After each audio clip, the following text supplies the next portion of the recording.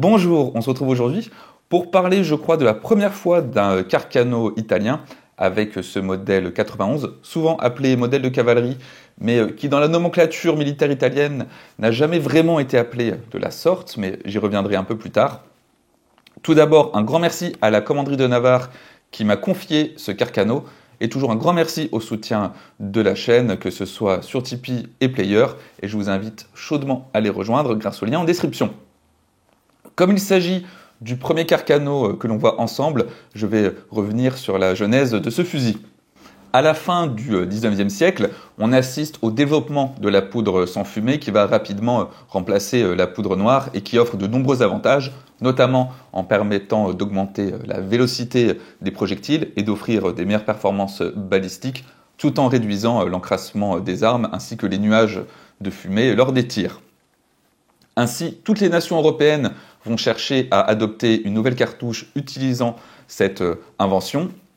Et en Italie, on cherche à développer une nouvelle cartouche à la fin des années 1880, avec pour objectif de remplacer le désormais obsolète Veterli modèle 1870. L'Italie cherche à développer une cartouche d'un plus petit calibre que la France ou l'Allemagne, et elle va vouloir adopter une munition de 6,5 mm permettant une meilleure vélocité. Le résultat est le 6,5 par 52 mm qui, comme beaucoup de cartouches de l'époque, a un projectile rond et non un projectile Spitzer pointu. Et contrairement au 8 mm Lebel ou au 8 mm Mauser, le 6,5 par 52 mm n'adoptera jamais de projectile Spitzer et le projectile restera long tout au cours des deux guerres mondiales. Au niveau de l'armement, on conçoit un nouveau fusil qui va utiliser un système d'alimentation Mannlicher avec l'utilisation de clips de 6 cartouches, clips qui peuvent être en laiton ou en acier. Les équipes de Salvatore Carcano vont concevoir ce nouveau fusil qui sera officiellement adopté en 1891. D'ailleurs, le mécanisme de sûreté est repris du Carcano modèle 1860 qui lui est un fusil à percussion à aiguille.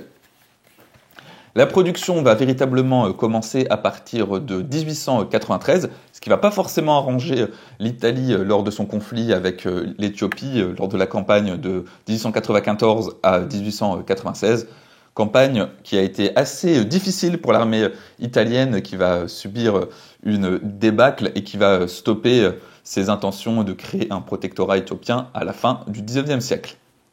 Mais on va revenir aux armes à feu. En plus de ce fusil, l'Italie adopte une version courte en 1893 avec ce Moschetto 91 à destination des troupes n'ayant pas forcément besoin d'un long fusil d'infanterie.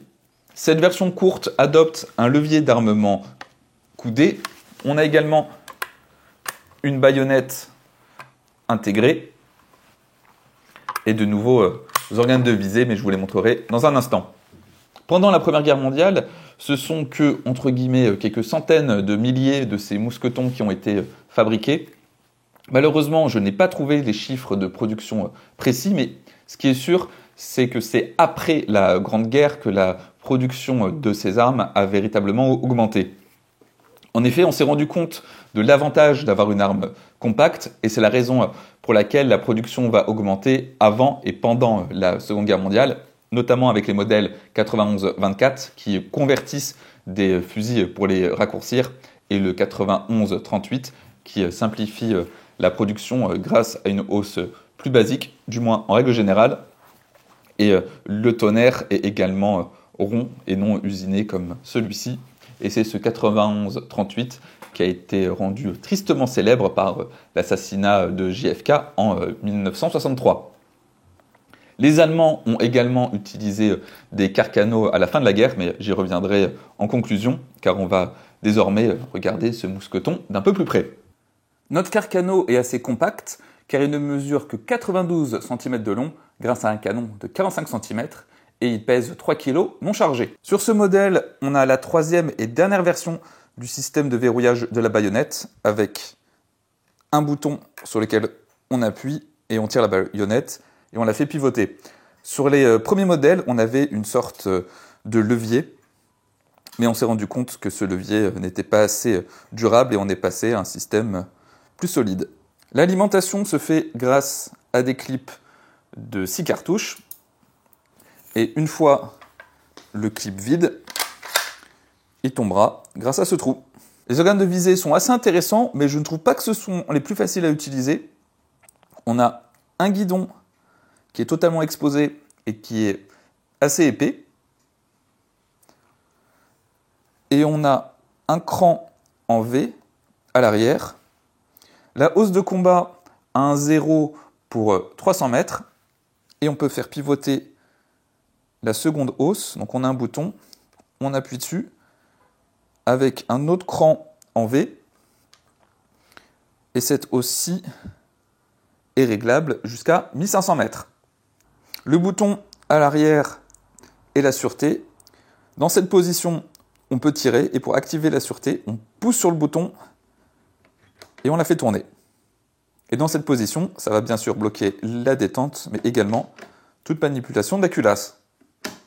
Devant la détente, on peut remarquer qu'on a un bouton et ce bouton sert à pouvoir retirer un clip encore chargé. Donc on appuie dessus et à ce moment-là, on peut retirer le clip par le port d'éjection. Au niveau des marquages, on a le numéro de série à gauche. Au-dessus, nous avons l'arsenal, en l'occurrence Beretta Gardonnet. Et si on regarde bien, on a également l'année 1936, donc l'année de fabrication, et le chiffre 14 en chiffre romain. Et ce 14, en fait, il correspond au calendrier fasciste qui commence en 1922, année de la prise de pouvoir de Benito Mussolini. Donc, pour cette arme, on a un Carcano de la 14e année de l'ère fasciste. Si je veux déployer la baïonnette, j'appuie sur le bouton, je tire la baïonnette en arrière, je la fais pivoter et je la verrouille en tirant dessus. Et on peut remarquer que la baïonnette n'est pas vraiment parallèle au canon, mais qu'elle penche un peu vers le bas.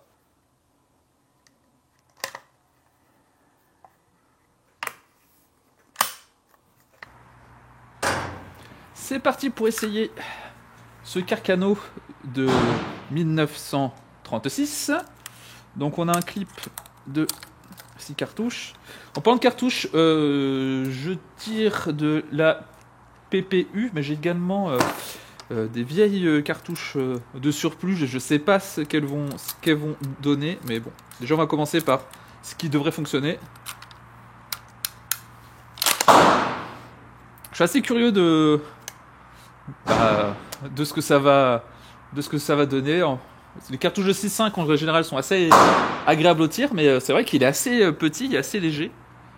Et les organes de visée sont vraiment pas terribles.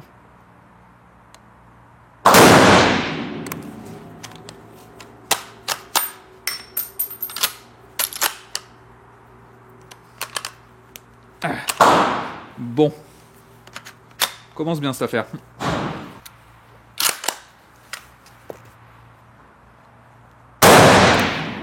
C'est assez doux.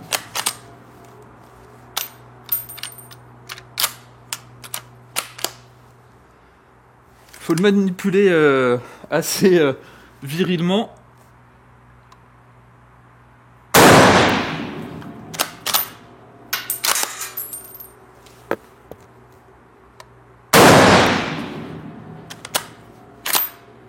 Et normalement, il devrait pas tarder à tomber, le clip vide.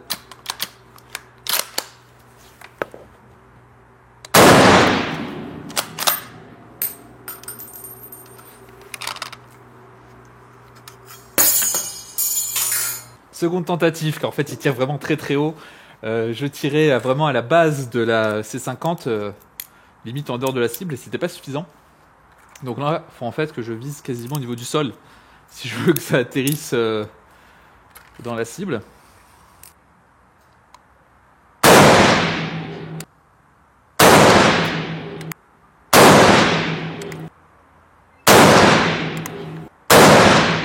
Bon, j'espère que tout est en cible parce qu'il me reste plus que 2 cartouches.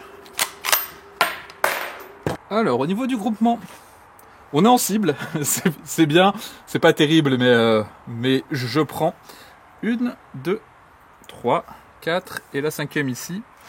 Et pour vous donner une idée de mon point viser. Je visais ici. Le démontage de la culasse est très simple. Déjà, on va la retirer. Pour ce faire, on la ramène en arrière et on appuie sur la queue de détente.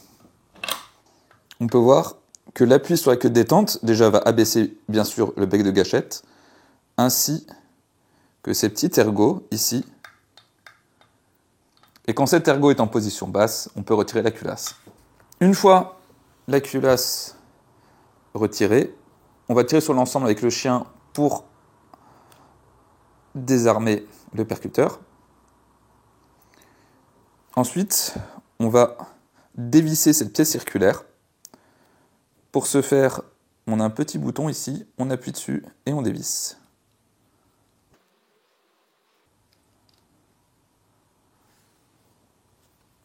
Après, on va retirer l'ensemble avec le bec de gâchette. On tire dessus. Puis, on va enlever la sûreté. Pour enlever la sûreté, on va pousser et tourner. Et je ne sais pas si on voit bien la caméra. Il y a un petit trou ici, dans lequel on va faire passer cet ergot. Vous allez voir. Donc j'appuie dessus. Je le fais tourner. Si je suis dans cette position-là, la sûreté est engagée, mais nous, ce qu'on cherche, c'est à faire passer l'ergot dans le petit trou juste en dessous. On trouve le trou, on fait tourner. Et on peut retirer la sûreté.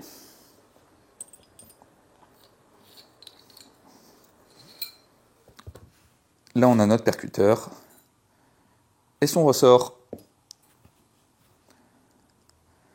Et là, le reste de la culasse.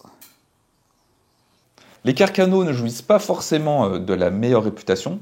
Néanmoins, je trouve que ce sont des armes assez intéressantes. Ce sont des fusils assez simples à fabriquer grâce au faible nombre de pièces et leur mécanisme. Ils sont assez robustes. D'ailleurs, à la fin de la Seconde Guerre mondiale, des Carcano ont été convertis pour le 8 mm Mauser, cartouche qui va nécessiter un mécanisme assez solide car générant plus de pression que le 6.5 Carcano. Toutes variantes confondues, on estime que ce sont environ 3 millions de Carcano qui ont été fabriqués de 1891 à 1945. En tout cas, j'espère que cette vidéo vous aura permis d'en savoir plus sur cette fameuse arme italienne. Je vous invite, comme d'habitude, à vous abonner à la chaîne si ce n'est pas déjà fait, et si vous le pouvez, à rejoindre le Tipeee en description. Sur ce, on se dit à bientôt pour une prochaine vidéo.